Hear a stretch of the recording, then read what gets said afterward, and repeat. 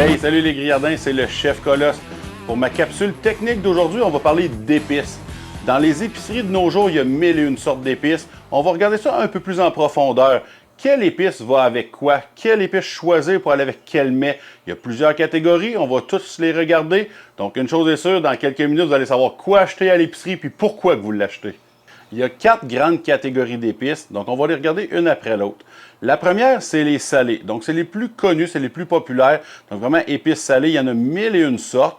Donc, ici, j'ai les Clubhouse, épices de Montréal, qui sont très populaires avec les steaks.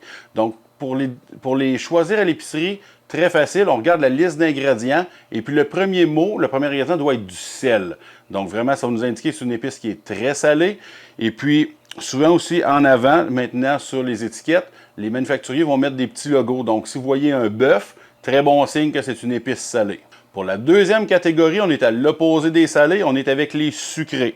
Très populaires auprès des aliments comme le porc, le poulet, les fruits de mer. Donc, si vous le voyez, c'est une épice qui est à base de sirop d'érable. Donc, des fois, on a du sucre, on a du miel. Donc, premier ingrédient, quand on regarde la liste des ingrédients, doit être quelque chose de sucré. Donc, ça va être un très bon indicateur que l'épice, elle est sucrée. Et puis, encore une fois, il y a les logos en avant de l'étiquette qui peuvent nous aider. Donc, où est-ce qu'on va retrouver un cochon, une poule, des fruits de mer, des légumes même. Donc, c'est vraiment le meilleur indicateur pour aller trouver nos épices sucrées à l'épicerie. La troisième catégorie d'épices, c'en est une que j'appelle de finition. Donc, c'est des épices qui sont rougeâtres, donc qui sont à base de paprika.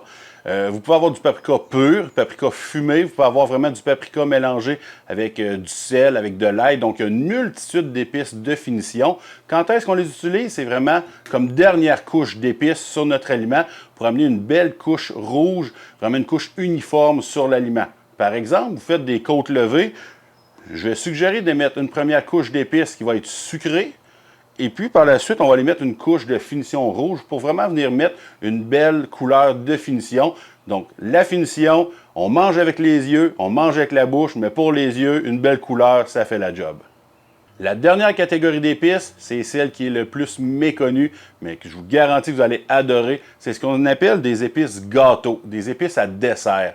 Donc, il y en a très peu sur le marché, donc il faut fouiller peut-être un petit peu plus dans les épiceries ou sur différents sites Internet. Mais c'est vraiment des épices qui sont très sucrées, qui a de la cannelle, encore une fois, il peut y avoir du miel, sirop d'érable. Donc, vraiment, ce qu'on veut, c'est rajouter ça sur des fruits, la plupart du temps, sur n'importe quel gâteau qui a de la guimauve, c'est très, très populaire. Vous pouvez même mettre ça sur des cafés. Donc, vous finissez votre bon repas barbecue. Vos invités sont pleins, ne veulent pas nécessairement avoir un dessert. Un bon petit café, on vient saupoudrer les épices gâteau par-dessus ça. Je vous garantis que ça donne une petite kick supplémentaire, puis c'est merveilleux. Donc, on vient de voir les 4 catégories d'épices les plus populaires. Donc, je répète, on a les salés, les sucrés, finition, donc couleur plus rouge, et les desserts.